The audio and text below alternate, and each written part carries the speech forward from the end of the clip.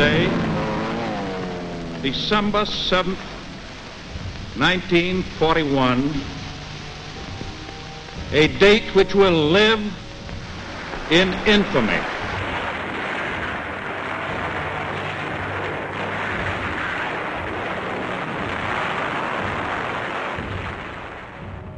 So this is just a rough idea of how the seamen of Company 3 are spending our time. Pardon me, the Navy's time. We don't have any of our own anymore. At 6:15 every morning, the bell outside our door tolls forth, which is a signal for us to hit the deck. And I don't mean lie in the bunk for 15 minutes and decide whether or not you want to get up then or later. The first morning we were wakened in this novel manner. Lenore Coyne jumped out of bed so high she hit the ceiling. See, we had double bunks. We had 45 minutes to get dressed, including Lyle holes, they were horrible old cotton stockings, make our bunks. Incidentally, Mother, I bet I can make a bed better than you can now.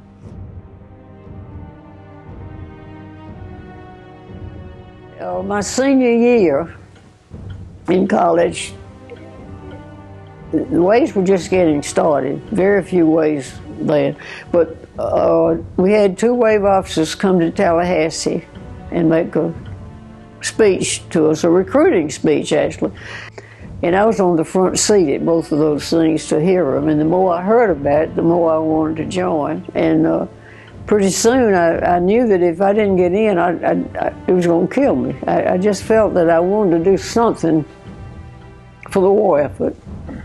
And I guess that's why I joined.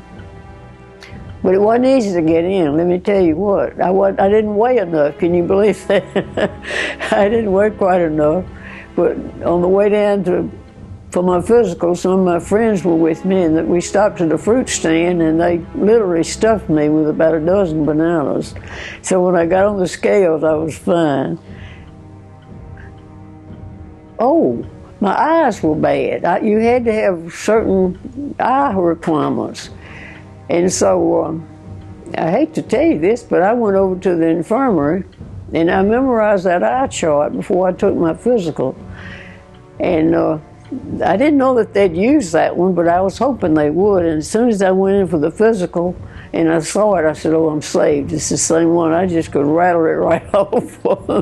So I really kind of fudged a little bit, but I knew I could see with my glasses well enough to, I didn't think that was too bad to do.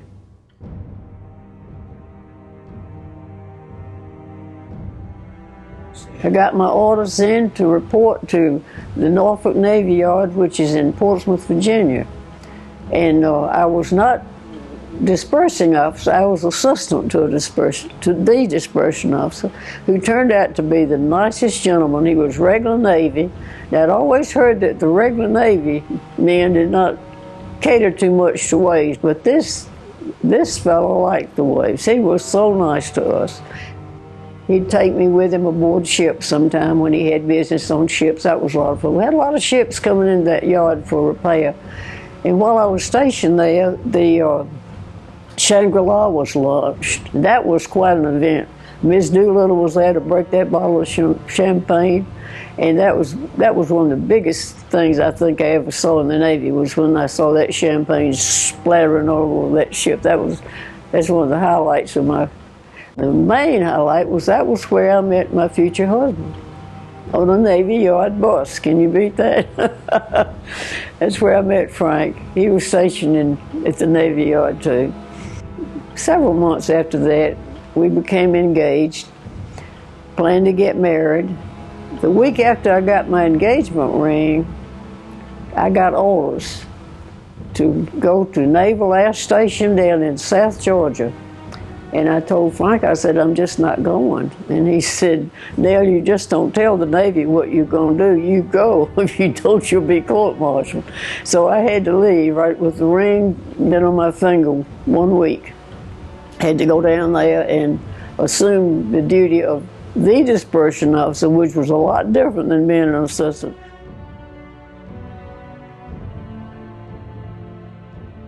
The dispersing officer is responsible for payrolls to enlisted personnel and also officer personnel on the base where I was. Actually, those were the only disbursements I believe I had to make, but it took a lot of signing to getting all those checks ready. He did it in Portsmouth because I was signing for the captain then. He had me, I was bonded there. We had to be bonded for, I've forgotten how many $1,000 it was in that one. And we'd have to balance everything out at the end of the day, and every time I'd have a payday, I think my mother she'd just have convulsions so she knew everything was straightened out all right. The only time I had a gun was when I'd go to the bank to get money. I was required to wear a gun on my hip. I felt so stupid doing that. But it was a Navy requirement, and the captain wouldn't let me leave without that revolver on my hip. And if I'd had to shoot it, he even took me out to the practice range and showed me how to use it. I was never much with guns. A BB gun I could do, but this was a real pistol, you know. We had to make some wonderful friends down there, waves that were there, and Navy nurses too, and kept up with them until they're all gone now.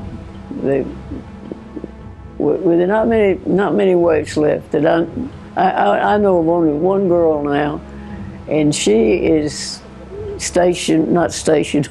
She's living out on the West Coast, and she's in a nursing year. There she is. I'm simply speechless. This sort of thing inhibits me. I'll just talk to you, and then she's the one that I really fought the war with right there.